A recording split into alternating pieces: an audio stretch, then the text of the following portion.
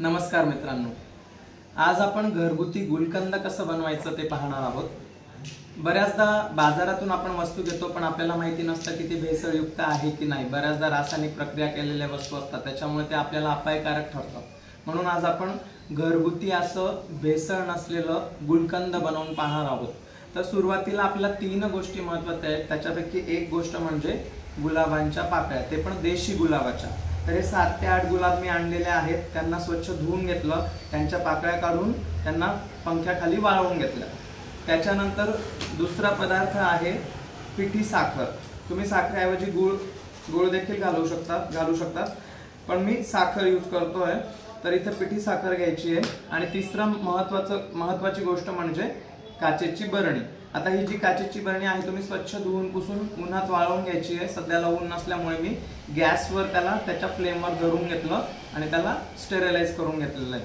तर हे 3 गोष्टी महत्त्वाच्या आहेत। तर आता गुलकंद कसं बनवायचं ते पाहू। सर्वप्रथम काचेची बरणी घ्यायची आहे आणि त्या बरणीमध्ये ह्या ज्या गुलाबाच्या पाकळ्या आपण वाळवून घेतल्या होत्या त्यांचा लेयर करायचा आहे। सपोज आपण हा एक लेयर केला। आता आपल्याकडे पाकळ्या कमी आणि आपल्याला ही प्रोसेस कंटिन्यू बरणी भरेपर्यंत रोज थोड्या पाकळ्या आणून करायची आहे।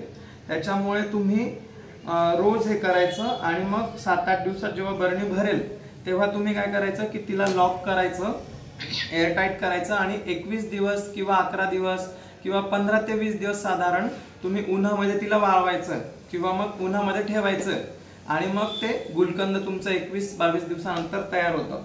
तर आता ह्या पाकळ्या टाकल्यानंतर आपण त्याच्यामध्ये साखरेचा एक लेयर टाकणार आहोत, पिठी साखरेचा। साधारणतः 7 ते 8 गुलाबाच्या पाकळ्यांना हा 1 ते 1.5 किंवा 2 चमच्यांचा लेयर पुरेसा होईल,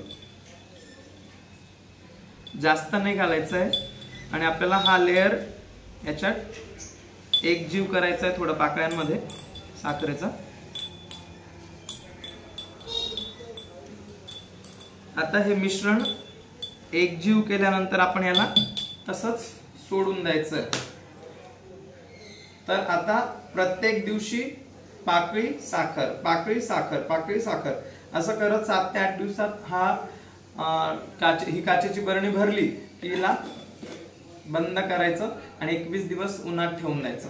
21 दिवसानंतर तुमचं घरगुती गुलकंद तयार होईल, जे की खूपच पौष्टिक असतं, शरीरासाठी रक्तशुद्धी करतं, रक्तवृद्धी करतं आणि बरेच त्याचे फायदे आहेत। तुमचं पाचन क्षमता चांगली होते, तुमची स्किन ग्लो करते, हेअर नेल्स सगळे ग्लो करतात आणि एकंदरीत तुमची बॉडी रिज्युविनेट होते गुलकंदमुळे। तर रोज 1 चमचा गुलकंद खायचं सकाळी, त्याने तुम्हाला खूप एनर्जी मिळते।